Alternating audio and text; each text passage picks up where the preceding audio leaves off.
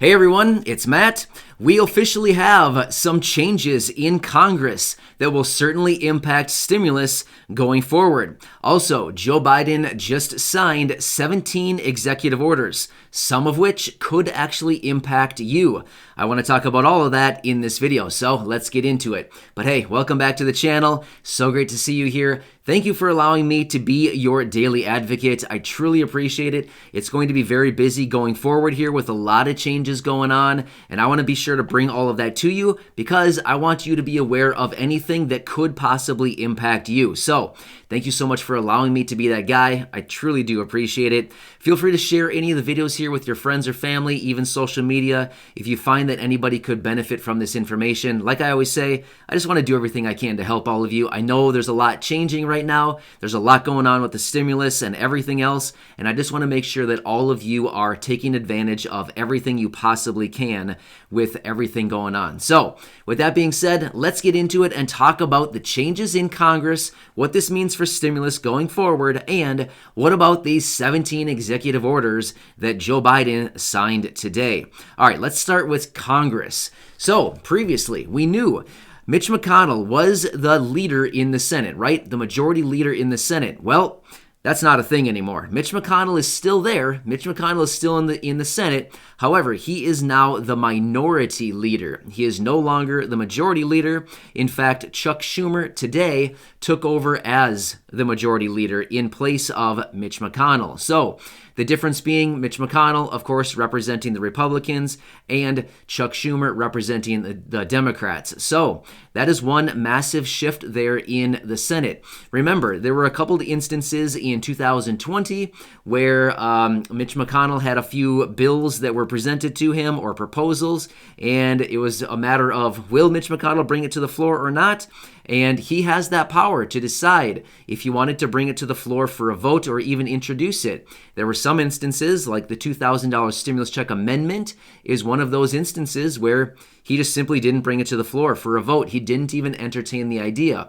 However, with the change with Chuck Schumer taking over now as the majority leader, we can probably anticipate any proposals like that would probably get some attention within the Senate. So, again, I just want to make it very clear, I'm not taking sides, I'm just giving you quickly an example of one instance. So, that's one big change. Chuck Schumer, now the majority leader. Mitch McConnell's still there, but he certainly does not have the power that he did just a couple days ago, right? So, he does not have that power anymore. All right, so that's one. Next, the two Democratic senators that were just voted in with the Georgia runoff that happened back on January 5th. Remember that? We were waiting for that. It came through. Wow, it feels like it wasn't that long ago, but that was like 15 days ago already. Wow. But anyway, the two Democratic senators that pulled through and won out of Georgia, they were actually sworn in today. So it is official. Democrats have now taken full control of the Senate, the House, and the presidency. It is a thing now. Everybody's all sworn in. It's a thing. It happened. So that's why we are. There's 50 Republicans and 50 Democrats in the Senate, and we know that the vice president would come in to break any ties with the voting. So, and of course, the vice president would vote Democratic. Of course, we know that based on how they the party. So anyway, just want to make it very clear. So that's where we're at right now. So some massive changes in the Senate. Who knows what's going to go happen from here? But we're still looking at that $1.9 trillion stimulus package. We're still going to need bipartisan support to get this thing through. So it's not going to be completely a slam dunk when it comes to Democrats. However, they do have different options. However, they do want bipartisan support. They'll need at least 10 Republicans at a minimum to come through from the Senate to vote on this $1.9 trillion stimulus package to push this thing through. So hopefully we'll get some more information on that thing soon because we need the support, like right away.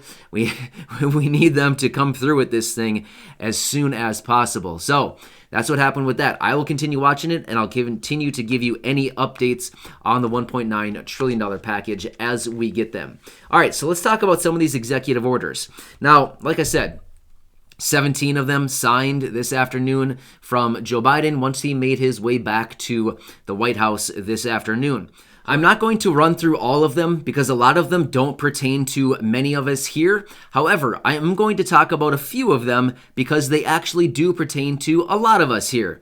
And I alluded to them earlier this morning in my video, but once again, back then it was just, hey, this is what's proposed to be signed as executive orders later today. Well, here we are later today, and we have actually some signatures. So let me run through this and see how this is going to impact us. All right, so executive order number 1 that I want to talk about that was actually signed today is an extension of the eviction and mortgage moratorium. So, like I said earlier in my video this morning, if you're someone who hasn't been able to pay your rent and we got that 1-month extension back in late December to push the moratorium out until the end of January, here we are getting close to the end of the month, and many of you could be thinking, I don't like the feeling of this. We're getting close, and I'm getting scared that I could possibly be evicted. Well, you can have a sigh of relief for at least 2 more months now. Joe Biden signed the executive order, and it is extended out until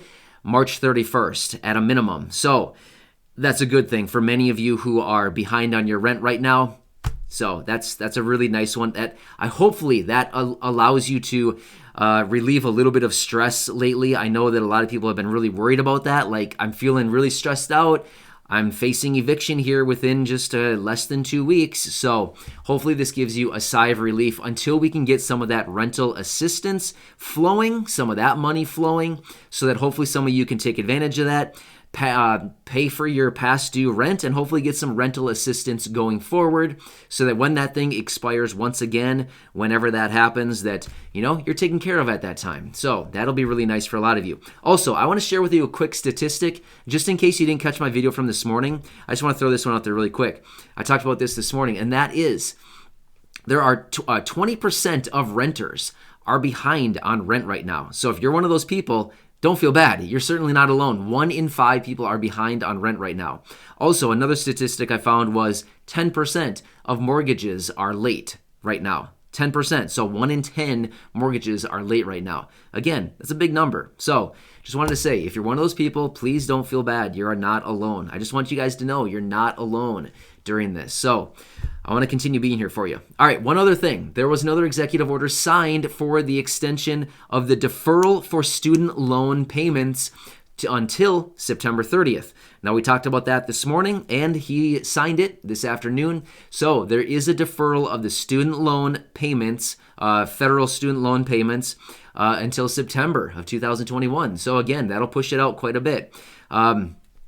Yeah, so that's great. Now, another thing too, within that $1.9 trillion stimulus package, there are extensions, once again, like the eviction moratorium. That in there, within the $1.9 trillion package, there's an extension out until the end of September, once again, the 30th. There's that 15% boost for SNAP benefits within there to push that out again until the end of September. So there are more extensions, and of course, the stimulus checks and all of that within there as well. Of course, no executive orders on that. It can't be signed as an executive order. We need Congress to work together to get that $1.9 trillion package pushed through, as well as the next round of stimulus checks. It can't be signed as a executive order. However, we do need Congress to come together and work on this together, both sides, bipartisan support to get this thing to push through and, turn it into law and help everybody through this time. So either way, it's nice that we have a little bit of relief. And again, I did not hit on all the executive orders. There are many, many more that were signed. But like I said, I just wanted to mention a couple that were, going to impact a lot of the people here on the channel and that watch these videos. So I feel like that's good. It's nice that a lot of you can, maybe go to sleep tonight and just realize, okay, that's one weight off of our shoulders for 2 months now. And hopefully over the next 2 months, we can start grabbing some of this $25 billion that has been allocated for rental assistance until the next $30 billion is allocated and approved within the $1.9 trillion stimulus package. But I'll continue doing research on that. When I get more information and I can give you exact direction on what to do to grab your piece of the pie for that, of course, I'll do what I can to let you know so you can grab what you can to help you out with your rent and past due rent, all that stuff. So either way, I hope this helps you out. I'm always on your team. Thank you so much for allowing me to be here for you. I just want to do whatever I can to be here for you, and that's why I keep coming back. So thank you for believing in me. I truly do appreciate it, and thank you for letting me come into your home on a daily basis. You're awesome. I really appreciate your support, and have a great night. I will see you in the morning. Corey says hi.